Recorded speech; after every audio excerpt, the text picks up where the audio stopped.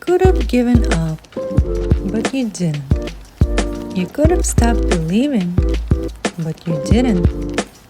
You could have kept living their expectations, but you decided to make this life your own. And in turn, you're here. Hello, everyone. Today we're meeting Natalie Guzman. She is a business owner, a speaker, a podcast host. Hello, Natalie. Thank you for joining us today. Hey, thanks for having me, Anna. Thank you. So let's start our conversation by diving into your journey of becoming the person you are today. What led you to discover your true passion in life? How did it start for you?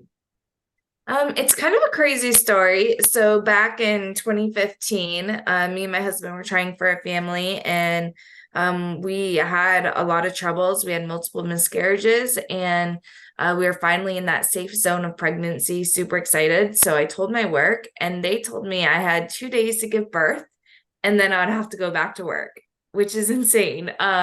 Especially because I was a high risk pregnancy. My baby actually ended up being a preemie at 3 pounds. And so that definitely was not going to work for me. And I know I didn't want to give another company that much control over my life and my family's well-being ever again. So I quit immediately and I started finding ways to make money from home. And I discovered being a virtual assistant. And I absolutely fell in love with it. And I raised my agency to be a six-figure business within 3 months. And it is a thriving business still today. Wow, yeah, what a story. I mean, sometimes we look back and, in the moment, we don't know why it's happening to us, but right now you see the kind of like a timeline why you had to go through that experience in order for you to start looking into other direction, to navigate through what you had so far, in your own available tools and people you met. And again, like, we sometimes don't appreciate what we have in life until there is a moment where we have to kind of like look into what else we can do with our skills. How can we apply them in the most fulfilling and joyful way that it's not just for us to kind of like have a living, but really like express ourselves and realize our potential. And a lot of times people go through difficult times in order for them to understand, to realize something, don't you think? Yeah, and it's crazy because there's so many more things that from that experience that made me realize, oh, I had to go through that, and I'm happy I went through that. And one of those was my friend actually shortly after my experience with miscarriage. My friend had 6 miscarriages in a row, and I had two myself. And so I always say, that experience, she told me, I felt so alone. And because you went through something similar, it saved me. And so I'm forever thankful I went through that, even as horrible as it was. Yes, definitely. And it's very nice to see that you have thriving businesses right now. And I'm glad that that experience directed you to something that, you were looking for maybe subconsciously, but you were not ready for it. Sometimes we talk ourselves out why we don't do certain steps in our life. There's always some kind of excuses, or it's just gonna wait until I'm ready, but we're never ready, right? So the best time to start is today, right now. Actually, the best time was yesterday, but next best time is today.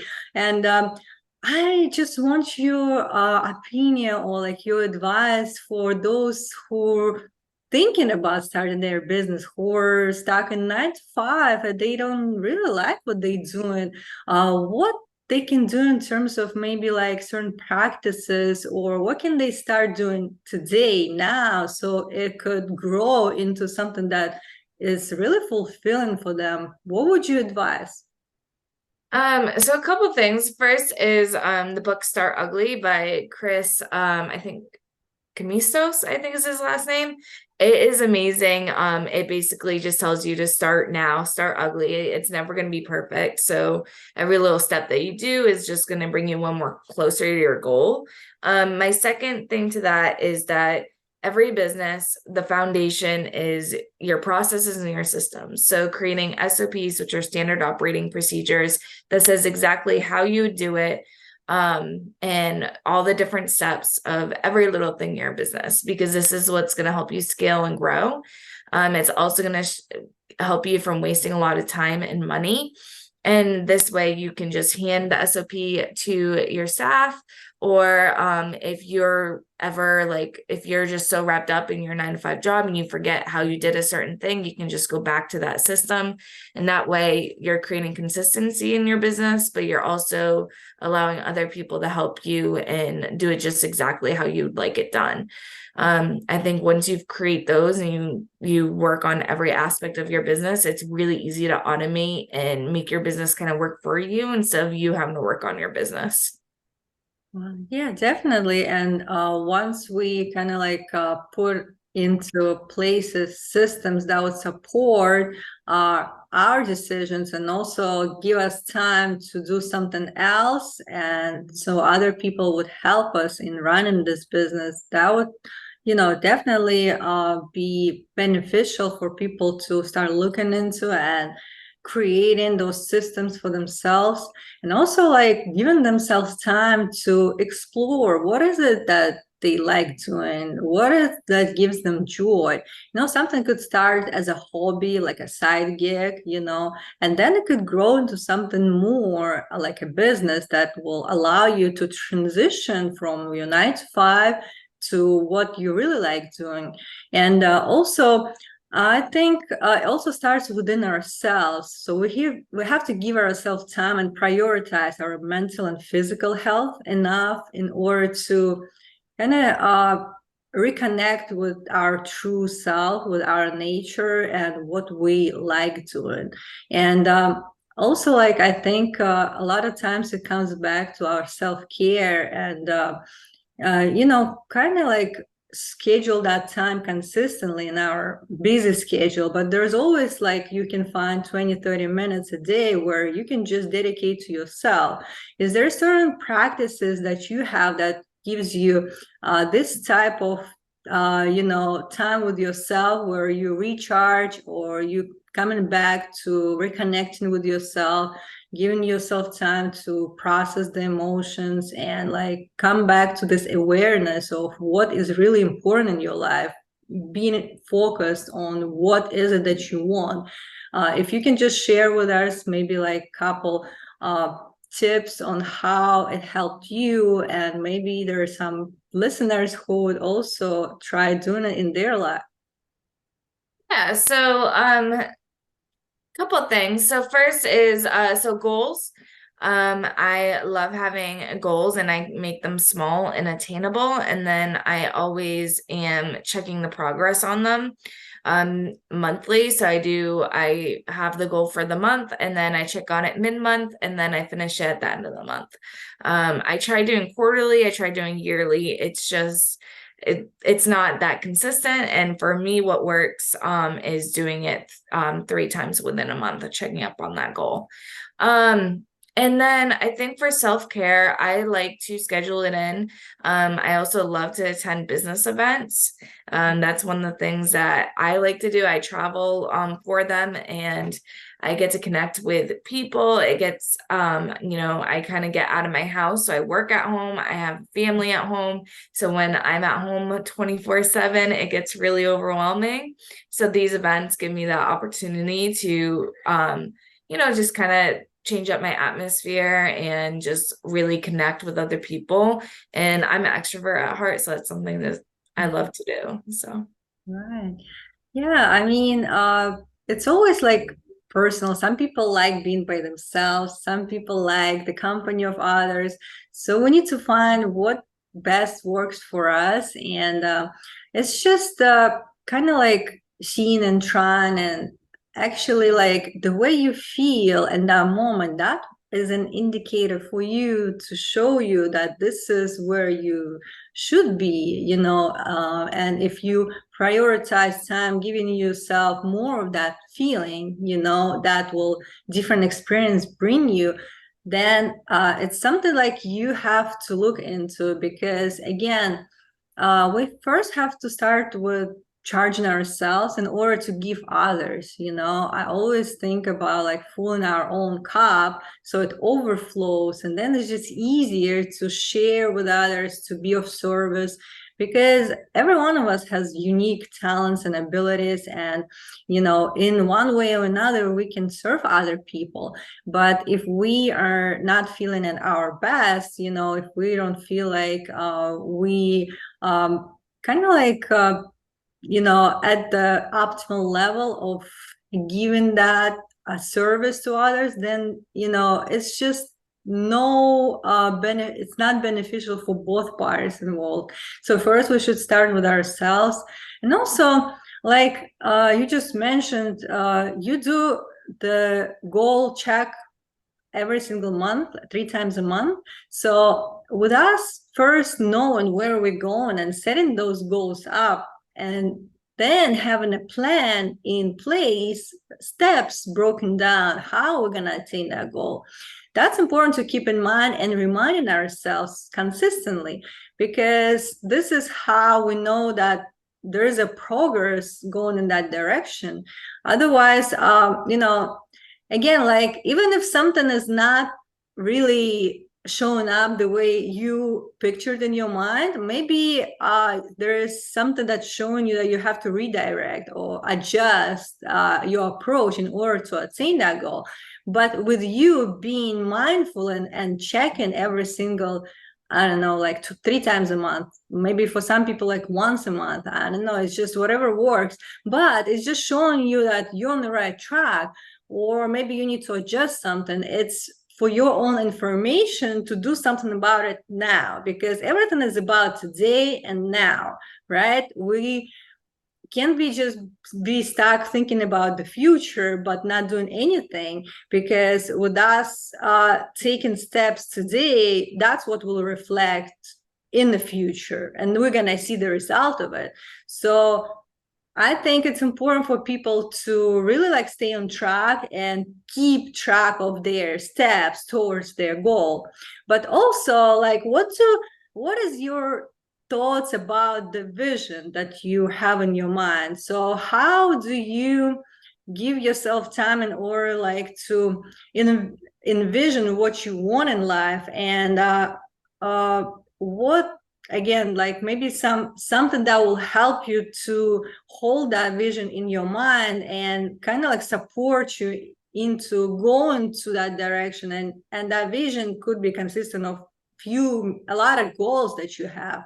And what helps you to really like being on point with that, and knowing that I'm going to the right direction, and this is what supports me, and I have that knowing deep inside of me, I have that belief. So is there something that comes to your mind that will help people to really like stay on track in terms of having the vision for themselves, and what practices would support that? Yeah, so I have a one sheet. So my one sheet is basically a goal sheet. So it's divided within categories. So I have business, I have family, I have travel, I have my immediate family, and then I have my outskirts family. I don't know how you would say that. But basically I have it all categorized of things that are important to me. Travel obviously is one of them. I've mentioned a few times. And then also I love reading. So I even have like goals of books I want to read. So I have these goals that I sometimes I'll put up to three, but really I like just to stick to one goal for each category. And then I have sub goals on that sheet that says what I need to do every week or every month to obtain those larger goals. So whether that's reading 10 pages a day or spending, 5 minutes on a certain task, putting so much money away each week. Those are all the, different substeps I have to reaching my bigger goal.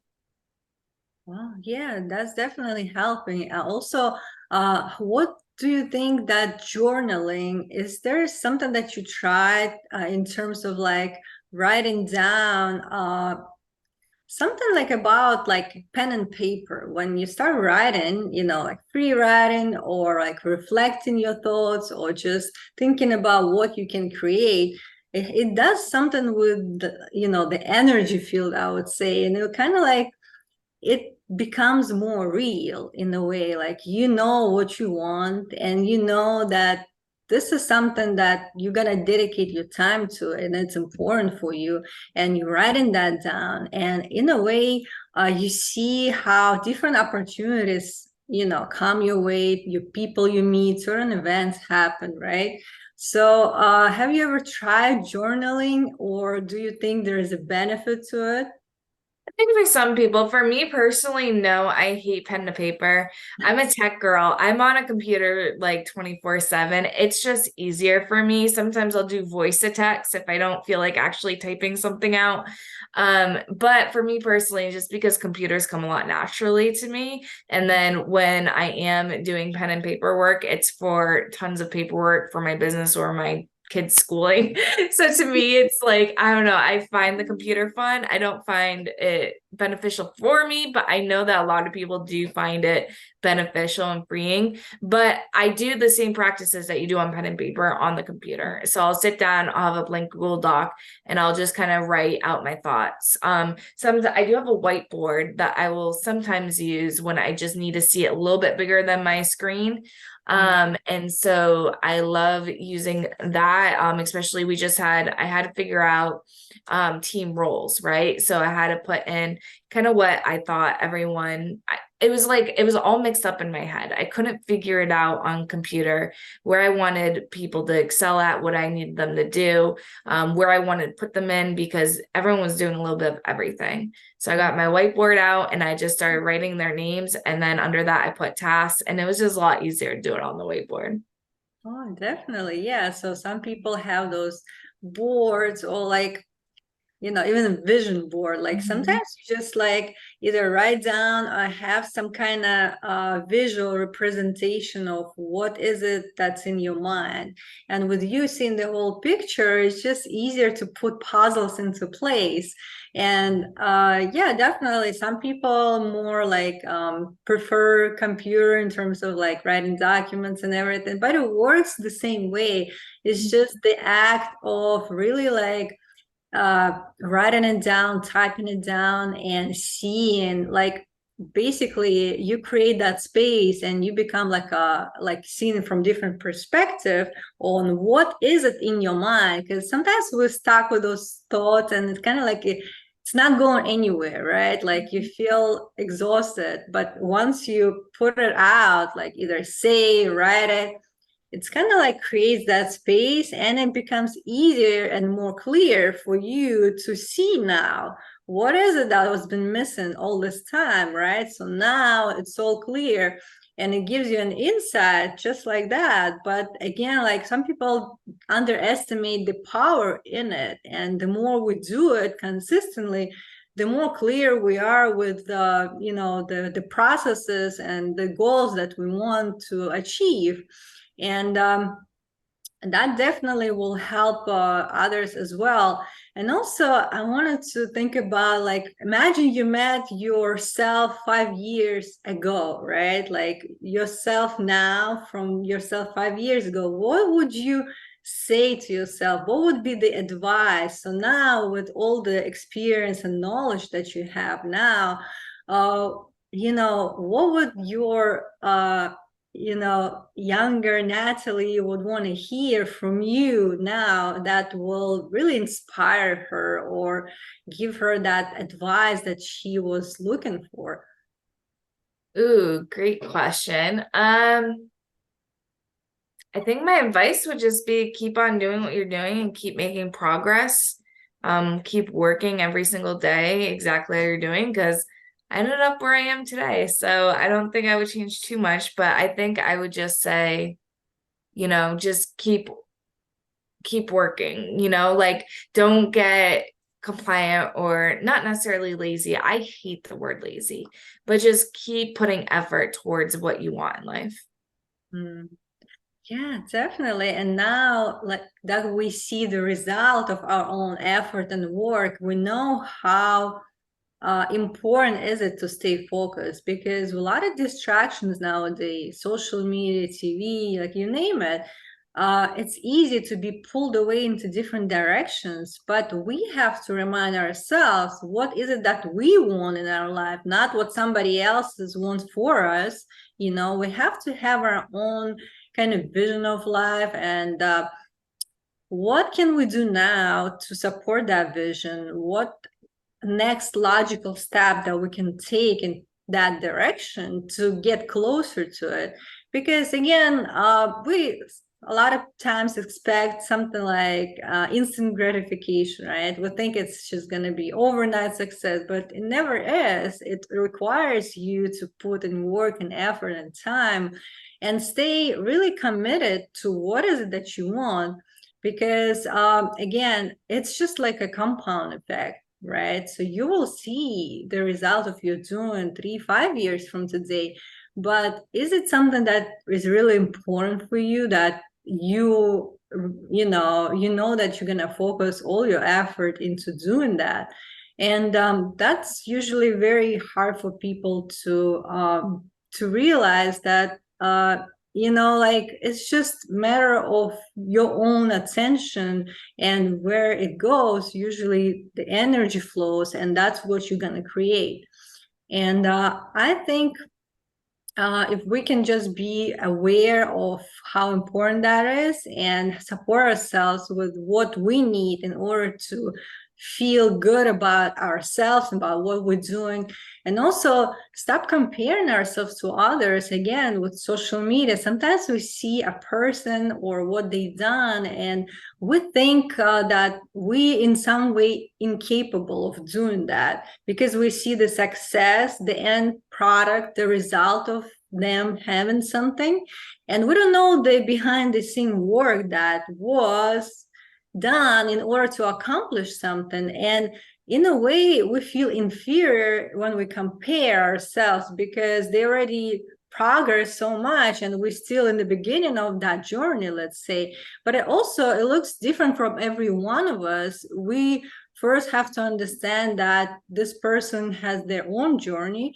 and we don't have to really compare ourselves, because first of all is the evidence for us, so we can do it too, right?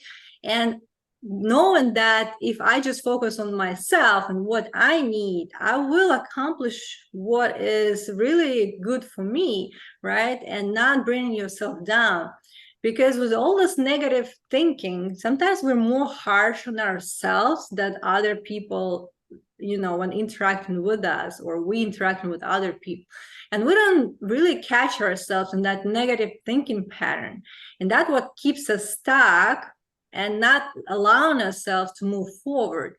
So we have to be mindful of catching ourselves in that negative thinking pattern, and really stop it and disrupt it, and knowing that again, it could be because of certain beliefs that we had in our past, let's say the way we've been raised, or social conditioning, and that's why maybe we're thinking this way. But is it really true? We always have to question the way we think about ourselves. Is it true? And how we can support those kind of thoughts. If it's not, maybe it was just something that I acquired along the way, and there's time to let it go if it's not serving me. And I think we should just be more, again, aware of what is it that we're thinking, because it helps us to build that confidence. I believe that confidence is a skill that we keep building once we start taking one step after another, and showing ourselves with the evidence that we can achieve something. Even those small wins, we have to really acknowledge them and give ourselves congratulate ourselves on accomplishing something small, because again, it will refuel our desire to keep moving forward, to have that motivation internally. And what do you think about this kind of drive that pushes us forward? What would be the the ultimate, like motivation internally that we can have. What is it that we should be thinking about, maybe focusing upon? Like what could help us to really like start doing something and continue doing it? What should we keep in mind in order to persevere and in order to show ourselves that we can? Yeah, so at the end of the day, usually our goals come down to our family. Usually, if you're trying to get more money, it's usually because you're trying to do fun things or support your family. And then, I feel like all the goals are usually, you want to spend more time with your family, you want to support your family, you want to be there for your family, and you want your health to be there too. So I feel like at the end of the day, that's what all of our goals come down to. And so just keeping that in mind, these are the things that we really want so we can better our family. And that should be the ultimate in your mind. Definitely, because again, how can we uh, be the best version that we can be, right now with our family? Is because we maybe first have to establish some kind of business or something that we want to work on ourselves to free our time to be that person that of service to others too, and seeing that we're accomplishing something, that we're feeling fulfilled in that way. And also, yeah, with that type of thoughts, when we know that there's a purpose, like if something has a meaning to what you're doing, that's what really drives you.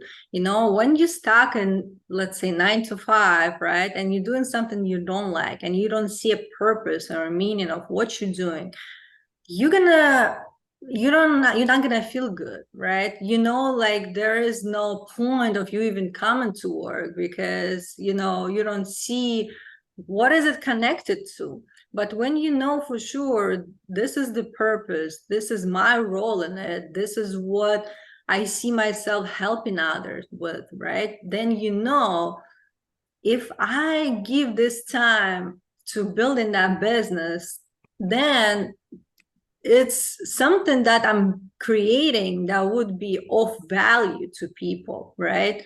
And not just to others, but to myself first, because again, like it starts with me, but it's reflecting to other people.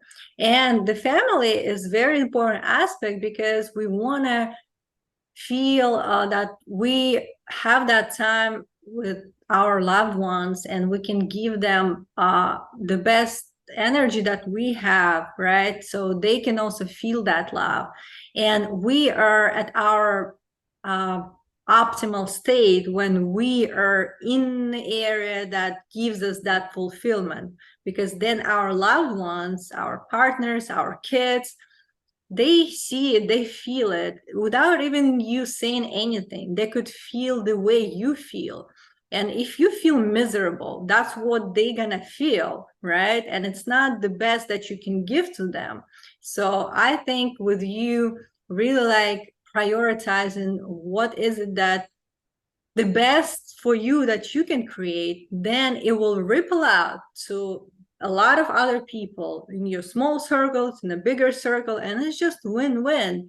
So I think first we have to figure out the way to really like create something that we say like our dream life. How can we be closer to the life that we are dreaming about? What is it that you want to do? Sometimes like I like this, people like exercise when thinking, okay, so if you wanted to do anything, if you had any tools, anything that's available for you, like imagine what would your day look like, your perfect ideal day. How would it start? What would you do during the day? How would you feel? And if it's something that is not matching to what you have right now, what is it that is missing? And with having that exercise, I think is just really like reminds us uh, to to be aware of what can be in our daily life, and what are we missing on, and what can we do, because everything in our control, really. We have that power to change, and what can we do to create that ideal day for ourselves. So again, it will take time, effort, and we have to stay consistent, and knowing that eventually we'll see the result of, let's say, our labor, right? So, and I know that you have multiple companies you're working with, and also for those who would like to connect with you and find you online, how they can find you.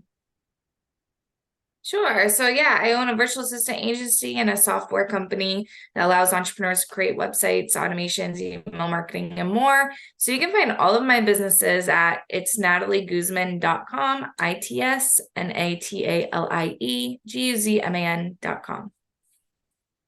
All right, great. I'm gonna also include that in the show notes as well. And as we close today, what would be the thought for today for our listeners? Ooh, great question. I think final thoughts are that you can create the life that you really want to live. You just have to set those goals, envision it, picture it, and then actually do the tasks that it takes to complete those goals. Yes, definitely. Thank you so much for sharing your thoughts and wisdom, and I hope you enjoy your day. Thank you. I hope you enjoyed this episode, and if you did, hit the subscribe button and share it with others. Stay tuned.